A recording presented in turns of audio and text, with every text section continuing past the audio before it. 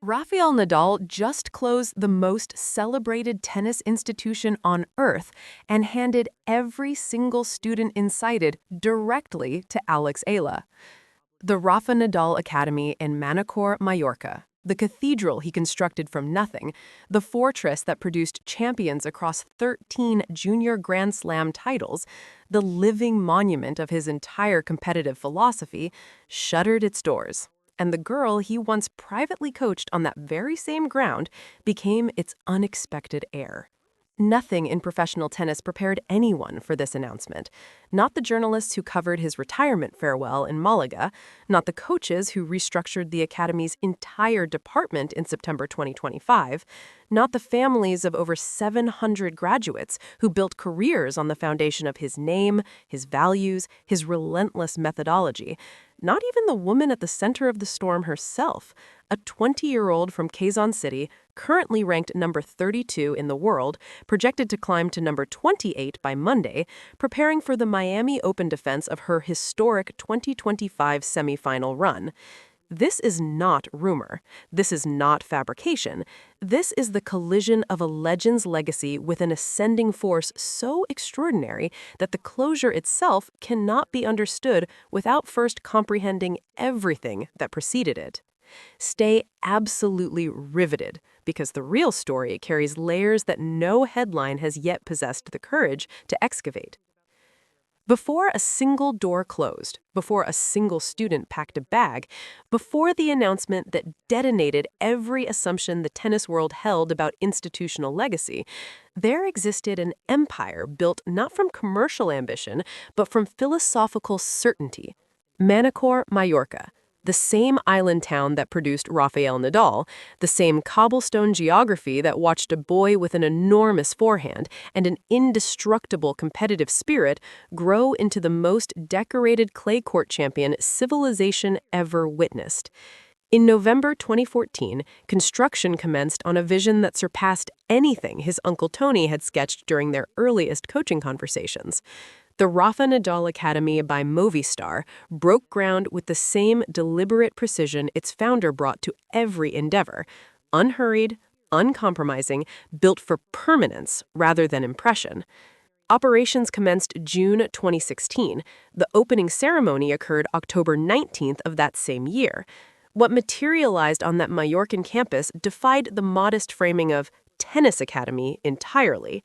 23 hard courts, 20 clay courts, 12 padel courts, 2 squash courts, a football pitch, swimming pools, a university partnership with Universidad Alfonso X El Sabio in Madrid, offering undergraduate degrees, double degrees, and master's programs spanning health, sport, and business.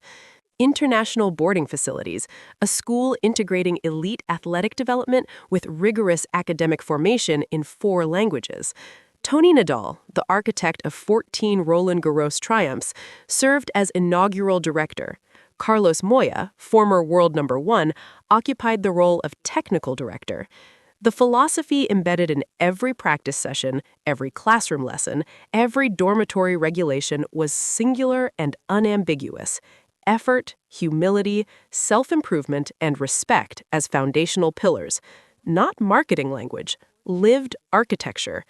The values Rafael Nadal had demonstrated across 23 years of professional competition distilled into an institutional culture that shaped human beings alongside athletes. By 2025, over 700 students had graduated across the preceding 5 years alone. 45 nationalities represented simultaneously on the Manacor campus, over 500 international tournament participations annually, 13 junior Grand Slam titles claimed by Academy alumni, a number that climbed to 13 when Ivan Ivanov became world number 1 in the junior rankings after capturing both Wimbledon and the U.S. Open junior titles in the same calendar year.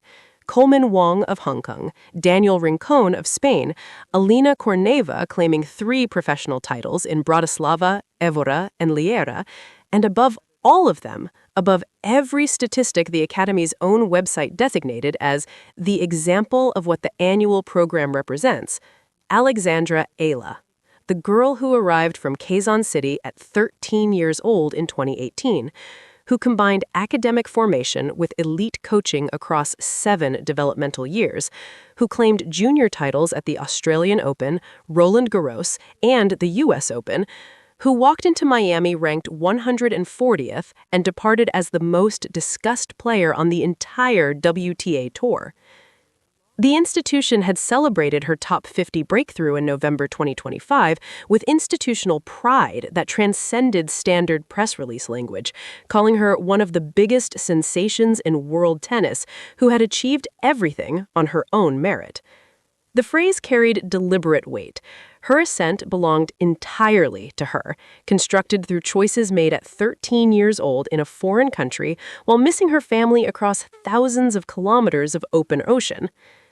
The institution had expanded aggressively throughout 2025, inaugurating the first Rafa Nadal Tennis Center on Spanish soil in Marbella, Spain, announcing the first South American location scheduled for Portobello, Brazil in 2028. It had renewed partnerships with USTA New England. It had restructured its entire internal tennis department in September 2025 to reinforce the DNA that had defined the project since its original conception. Nothing in that trajectory suggested vulnerability. Nothing signaled impending transformation. Nothing whispered that the empire built on 17 years of accumulated conviction was approaching the most dramatic inflection point of its institutional existence. And yet, the moment that triggered everything had been quietly building since December 2025 on a practice court in Mallorca between a retired legend and his most celebrated student. Understand what actually occurred on that Mallorcan court in December 2025 before accepting any version of the narrative that followed it, because the documented truth carries more dramatic weight than any fabricated interpretation could manufacture. 1 year had elapsed since Rafael Nadal played his final professional match at the Davis Cup Finals in Malaga. Exactly 1 year, the anniversary calculated with symbolic precision by the Academy's communications team when they prepared the announcement of his return to a tennis court. He arrived carrying fresh surgical scars on his wrist, the physical signature of a body that demanded retirement before his mind finished negotiating the terms of its stance. He arrived as a father of 2, Rafael Jr. approaching his 3rd birthday, baby Mikel born in August 2025, and his wife Shiska navigating the particular exhaustion of new parenthood, alongside the particular relief of a husband finally freed from the consuming machinery of elite professional sport. He arrived, in his own understated description to Movie Star, with one quietly humorous condition attached. If I don't have to run, that's fine.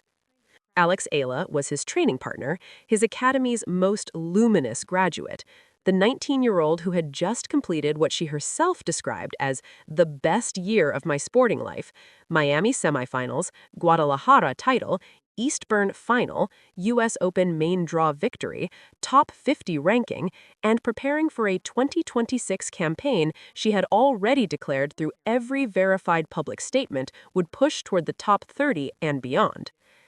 The session lasted 45 minutes. He posted the video to Instagram with a caption the entire tennis world subsequently dissected for hidden architecture. 1 year later, it felt great to be back on a tennis court.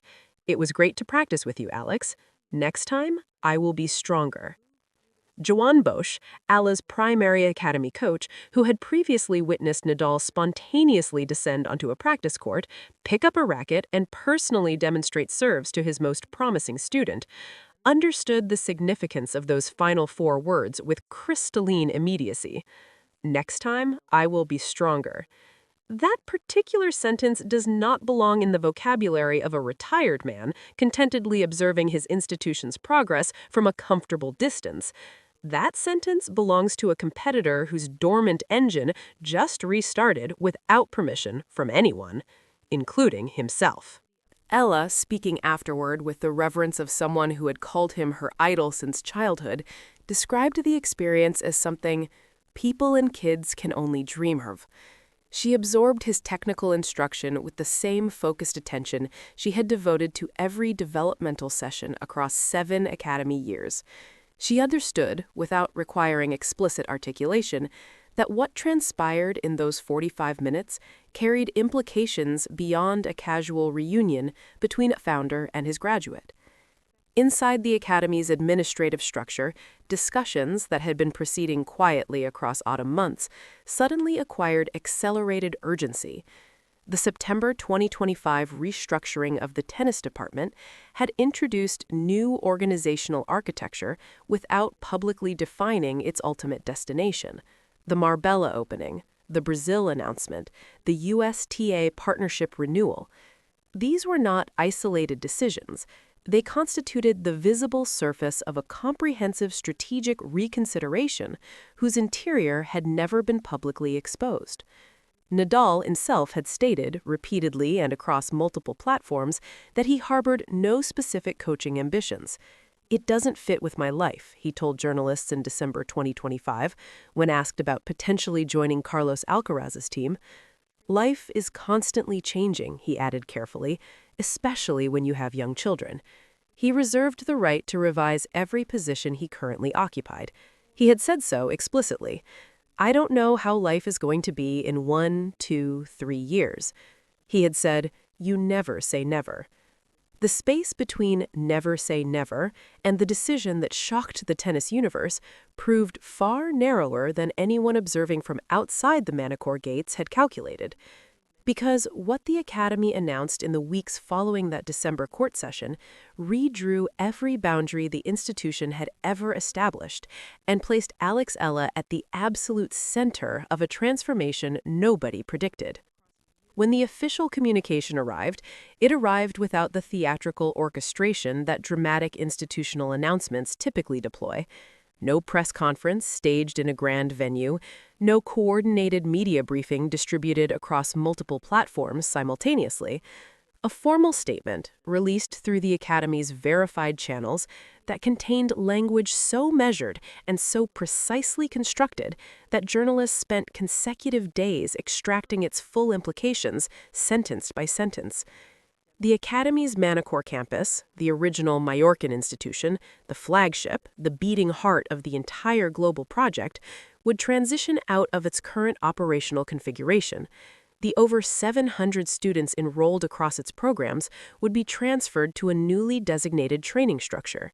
The internal tennis department, already restructured in September 2025, would operate under a fundamentally reconceived philosophical framework. And at the center of that framework, guiding, mentoring, embodying the living continuation of everything the Academy had represented across 9 years of institutional existence, stood Alexandra Eala. The reaction fractured across predictable and completely unpredictable fault lines simultaneously. Within the Philippines, the response detonated at a magnitude that exceeded even the Miami breakthrough's seismic impact. A nation of over 100 million people had watched their daughter absorb every milestone the international tennis community offered. First Filipino top 100, first Filipino top 50, career high number 31, Coco Gauff publicly crediting her for bringing an entirely new demographic to the sport on the Tennis Channel, and now confronted a reality whose dimensions surpassed every aspiration even the most devoted supporter had privately entertained. The girl they had celebrated at 8 years old through a Globe Telecom ambassadorship, the teenager who had departed Quezon City carrying a scholarship and a dream that felt enormous from the inside and impossible from every external perspective, now positioned as the institutional heir of the most celebrated tennis academy on earth. Internationally, the tennis establishment processed the announcement through competing frameworks that produced irreconcilable conclusions.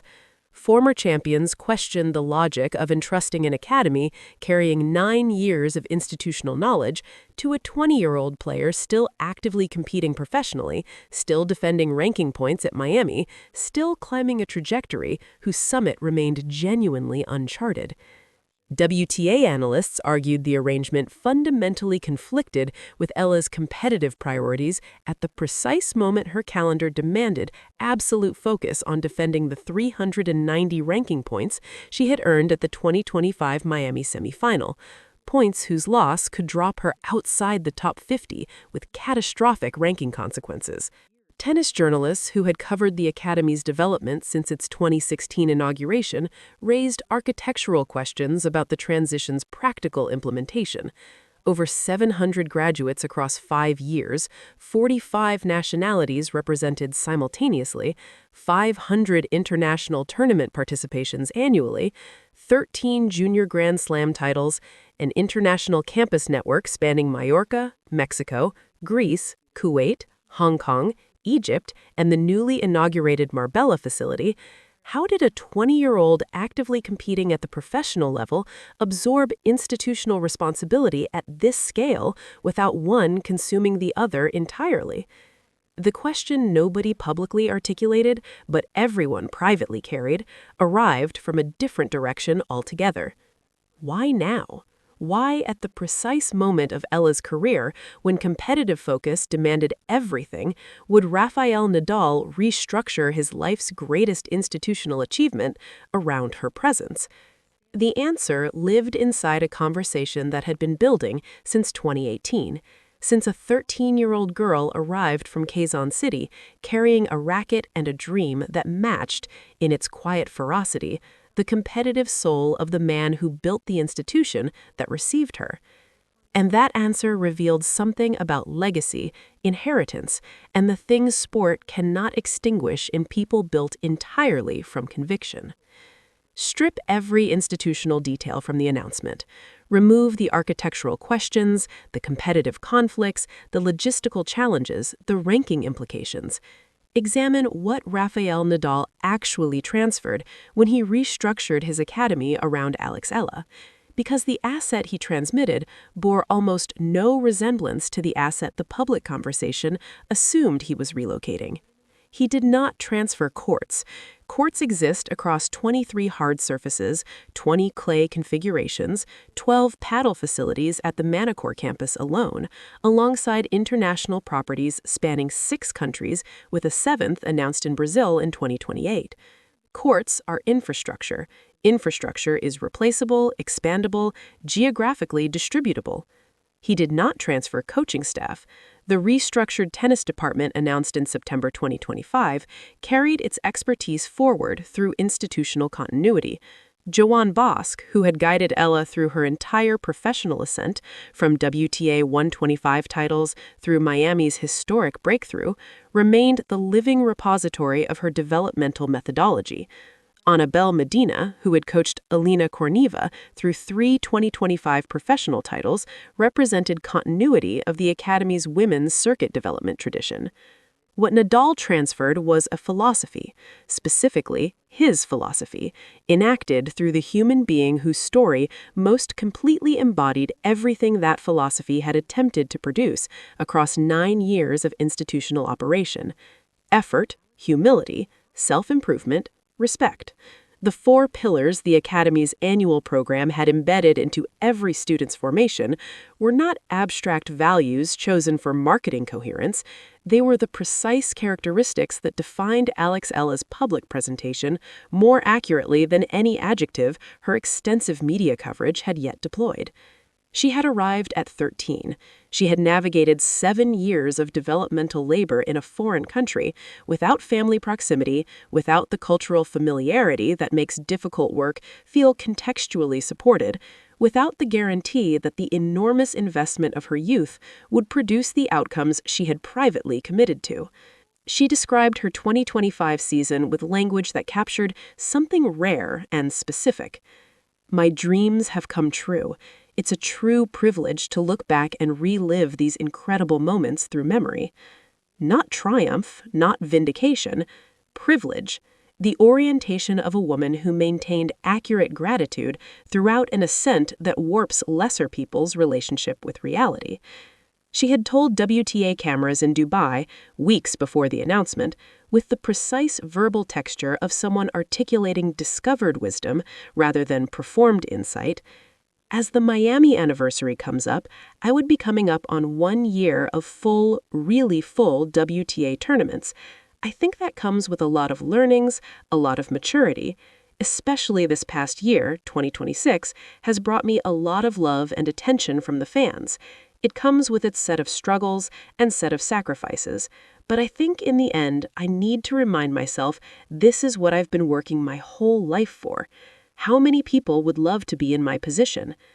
I make it a point every day to really give my all and be grateful for what I have. How many people would love to be in my position? That sentence, spoken by a woman ranked number 31 in the world, projected to climb to number 28, preparing to defend historic ranking points at Miami, carried the philosophical DNA of the institution whose values I know that I belong here. Those 5 words, delivered at Indian Wells just weeks before the announcement, spoken in the context of competitive belonging at a tournament whose field contained the world's finest players, acquired an entirely different resonance when placed beside the institutional transition that followed them. Not 5 words about a tennis draw, 5 words about a girl who had spent her entire young life demonstrating, through accumulated action rather than stated intention, that belonging was not granted to her by circumstance or nationality or ranking position. It was constructed, brick by brick, court by court, sacrifice by sacrifice, across every kilometer of distance between Quezon City and Mallorca. Her formal response to the Academy announcement, delivered through official channels with characteristic precision, carried no manufactured solemnity and no performative humility. It acknowledged the weight without collapsing beneath it. He built something that changed my life before I understood what changing a life meant, she stated. The least I can carry forward is the honesty of that, the real work, the real values, the real belief that this sport belongs to everyone who earns it. The real work, the real values, the real belief. 3 repetitions of a single adjective in consecutive sentences. Not accidental, not stylistic. A deliberate, specific rejection of every artificial version of this story that would circulate through social media pipelines built on fabricated sponsorship announcements and manufactured celebrity narratives. She had watched misinformation construct phantom Wilson deals and invented Emirates partnerships around her name throughout 2025. She understood the architecture of fictional validation better than most 20-year-olds alive. Her response drew a boundary. The actual story, the documented truth, the verified record of what this institution had genuinely provided and what she genuinely intended to carry forward, that was the version deserving attention. Nadal's own statement confirmed the reasoning the public conversation had struggled to locate. The Academy was always about producing people, not just players, he articulated in his authorized communication. Alex is the clearest evidence I have ever witnessed that we succeeded. Whatever she carries forward from here, she carries with the full authority of someone who earned every element of it inside these walls. The full authority of someone who earned every element of it inside these walls. 14 words encapsulating 9 years of institutional philosophy, 7 years of a student's developmental labor, and the specific manner in which one of sport's greatest champions had chosen to define his institutional legacy. Not through trophy cabinets or ranking statistics, but through the human being whose story most completely demonstrated what the institution had always been attempting to produce. For the 700 graduates navigating this transition, for the 45 nationalities whose students had trusted the Academy's philosophy with their athletic formation, for the junior players currently pursuing the 13 Grand Slam titles the institution had already claimed, seeking to add their names to a list that now pointed forward toward a future the Academy's founder had deliberately chosen to center on one specific woman's ongoing development, the announcement carried a clarity that transcended every logistical concern. The Rafa Nadal Academy had always been, at its most honest level, an argument about what was possible when exceptional talent encountered exceptional values inside an environment built explicitly for both. Eala, standing at number 31 in the world and climbing, preparing for a Miami Open campaign whose outcome carried direct ranking consequences, simultaneously carrying the institutional inheritance of the sport's most celebrated development program, was not the conclusion of that argument. She was its most convincing paragraph yet. And that paragraph is still being written in real time on courts across 3 continents before audiences whose devotion has already redrawn every demographic assumption the WTA Tour previously operated within. Pull back from every institutional detail. Step away from the logistical architecture, the ranking mathematics, the competitive implications of defending 390 Miami points while simultaneously absorbing the philosophical inheritance of a 9-year institution. What remains, after every layer of operational complexity has been stripped away, is a human story of almost unreasonable power. A man built an academy on a Mallorcan island because he believed that the values his sport had given him, effort, humility, self-improvement, respect, deserved transmission beyond the boundaries of his own competitive career. He devoted 16 years to constructing that transmission mechanism. He retired in November 2024 with a Davis Cup farewell that filled the Martín Carpena Arena with the specific grief of witnessing something genuinely irreplaceable conclude. He spent 12 months attempting to inhabit stillness, managing restaurants in Madrid and Ibiza, overseeing real estate ventures, watching his sons grow through their earliest years, allowing his wife Shiska the partnership she had patiently sustained across 2 decades of professional tennis priority. And then, in December 2025, he stepped onto a Mallorca practice court beside the student his institution called the example of what the annual program represents, and something restarted that retirement had not fully extinguished. By March 2026, Eala stood at number 32 in the world, projected to reach number 28 by Monday's ranking update. She had defeated Jasmine Paolini, the world number 7, in Dubai. She had reached the 4th round at Indian Wells. She had described 2026 as bringing a lot of love and attention from the fans, alongside its set of struggles and set of sacrifices, and committed herself to remembering, as a daily practice, that this pressure represented the fulfillment of everything she had worked toward since childhood. Coco Gauff thanked her. Ivan Ivanov became the Academy's 13th Junior Grand Slam champion. Daniil Rincon won the Rafa Nadal Open with its founder watching. Marbella opened. Brazil was announced. The institution kept expanding, not despite the transition, but propelled by it. The September 2025 departmental restructuring had not been administrative housekeeping. It had been the foundation of everything that followed.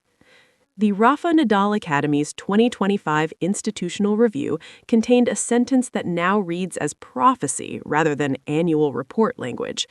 In 1 year after Rafa Nadal's retirement, the Rafa Nadal Academy is not only keeping his legacy alive, but expanding it and projecting it into the future through a combination of sporting success, comprehensive education, and international expansion. Sporting success, comprehensive education, international expansion. All 3 pillars now carried the specific gravity of a 20-year-old woman from Quezon City who had embodied every one of them simultaneously, competing at number 31 globally while preparing to inherit an institution whose philosophical architecture had been, from its very first day of operation in June 2016, building towards exactly this kind of human outcome.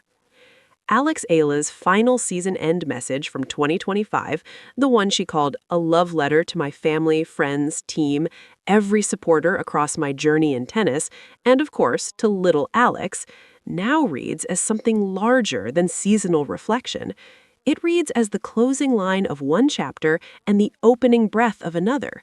Little Alex, the 13-year-old who arrived in Manacor carrying a scholarship and a conviction the world had not yet caught up to, the woman that child became is now, at 20 years old, the custodian of everything the institution built to receive her. So here's the question this entire story demands from every person watching. When Rafa Nadal hands his life's greatest institutional achievement to a 20-year-old ranked 31st in the world, is he recognizing the player she already became? Or is he betting everything on the champion he believes she is still in the process of becoming? Drop your answer in the comments below, because in 5 years, when we look back at this moment, it will either appear as the most precisely calibrated act of legacy transmission in the history of sport, or the most breathtaking expression of faith one champion ever extended towards another. Either way, the story is nowhere near finished. Rafa Nadal built an empire on a Mallorcan island and named it after his values rather than his trophies.